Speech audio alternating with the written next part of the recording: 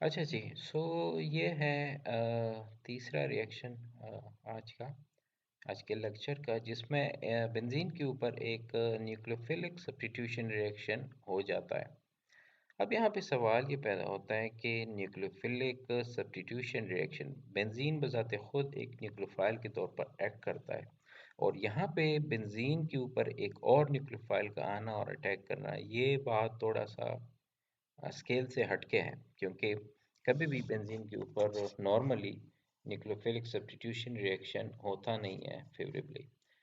इसके लिए बेंजीन के ऊपर कुछ ऐसे सब्स्टिट्यूएंट होने चाहिए जो कि कमिंग न्यूक्लियोफाइल के लिए रास्ता हमवार करे, ताकि वो आके वो अटैक करे बेंजीन के ऊपर, जो कि ऑलरेडी इलेक्ट्रॉन रिच है और एक्ट करता है एज अ न्यूक्लियोफाइल। सो वो सब्स्टिट्यूएंट जो है आप समझ सकते हैं कि उसको इलेक्ट्रॉन विथड्रॉइंग ग्रुप होनी चाहिए, ताकि वो क्या करे, जो उस पे ऑलरेडी एक एग्जिस्टिंग न्यूक्लियोफाइल लगा हुआ है उस पे इलेक्ट्रॉन डेंसिटी को उससे खींचे, जिसकी वजह से उनका जो निकलना जो है उसको फिजिबल बना दे। सो मतलब ये कि बेंजीन के ऊपर आपको इलेक्ट्रॉन सिंक्स होनी चाहिए दो, ताकि वो जो पाई इलेक्ट्रॉन्स है वो उनकी डेंसिटी को वो एकोमोडेट कर सके। सो वो इलेक्ट्रॉन सिंक्स क्या हो सकते हैं, वो हो सकते हैं नाइट्रो ग्रुप्स।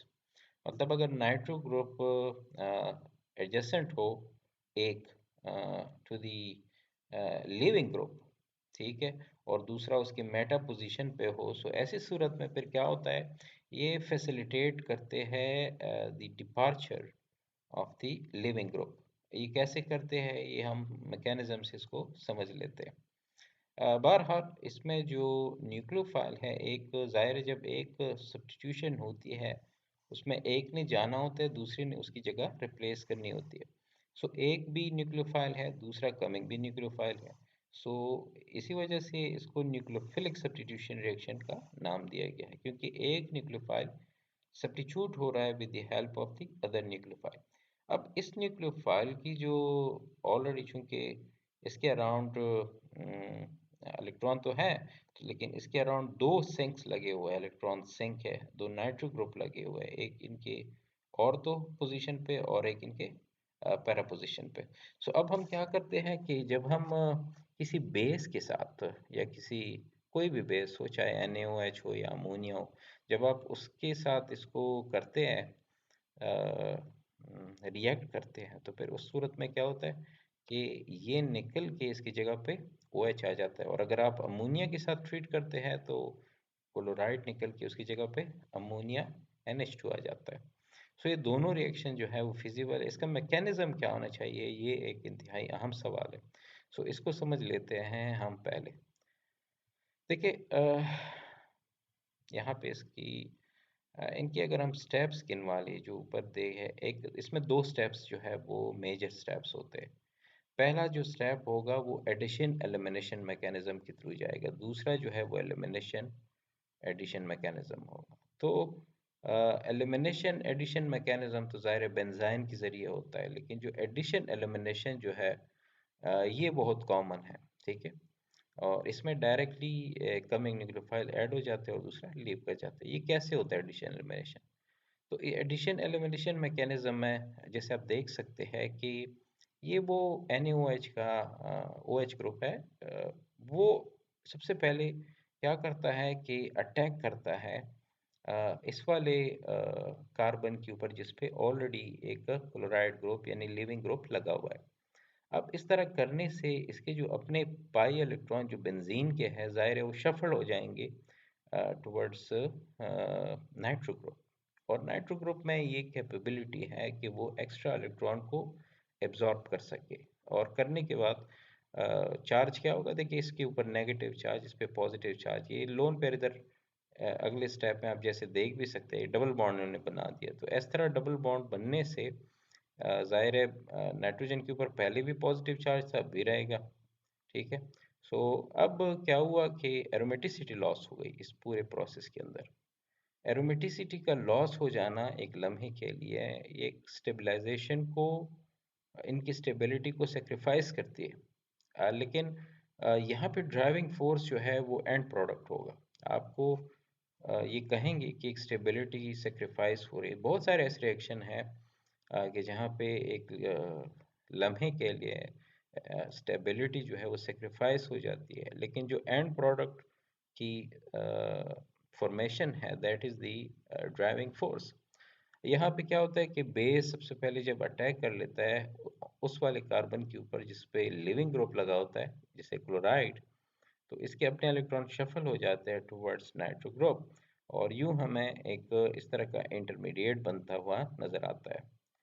अब इसमें दोनों को एग्जिस्ट करते हैं, यानी ओ एच भी लगा और क्लोराइड भी लीव अभी नहीं कर गया।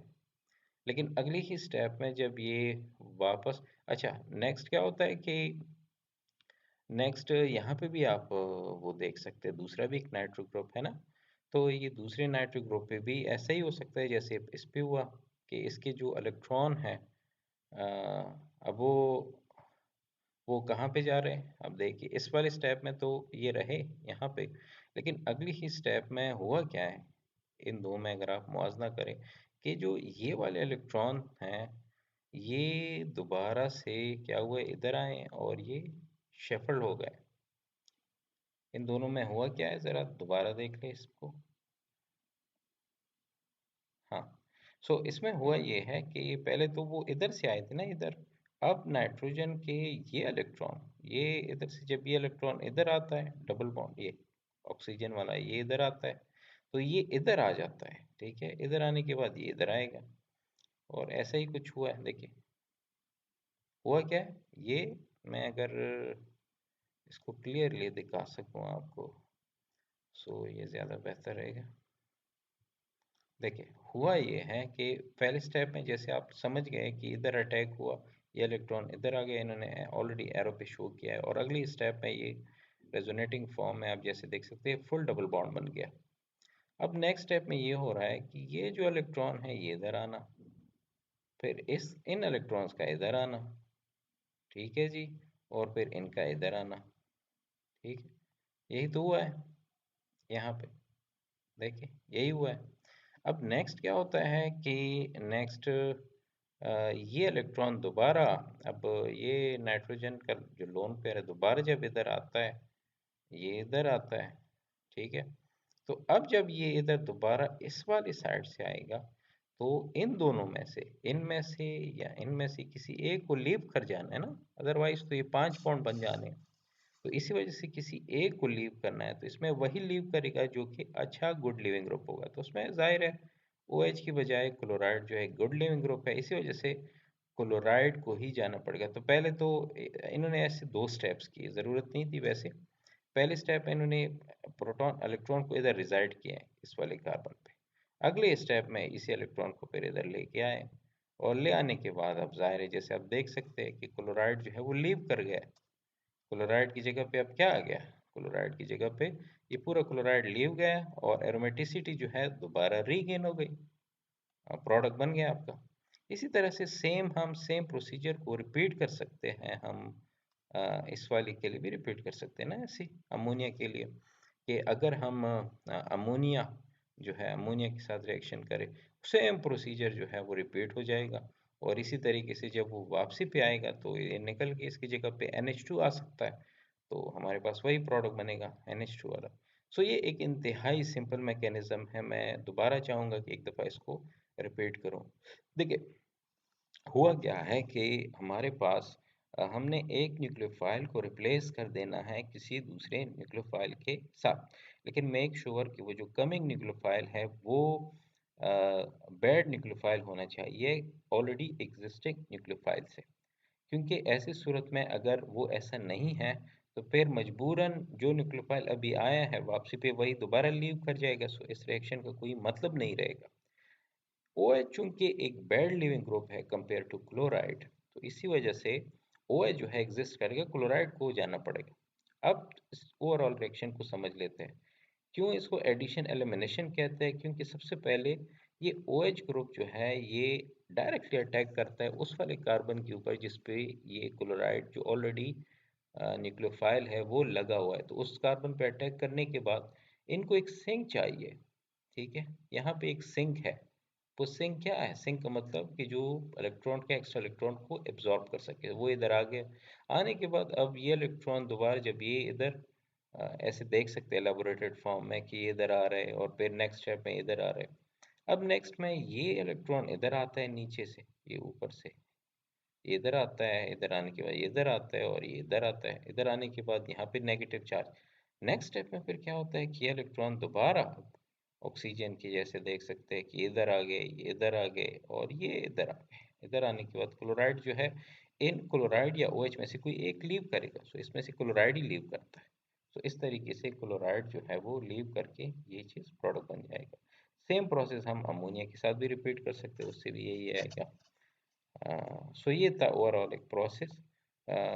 मेरे ख्याल में आप लोग इसको बेहतर तरीके से समझ गए होंगे कि इस तरीके से न्यूक्लियोफिलिक एडिशन रिएक्शन जो है वो होते हैं।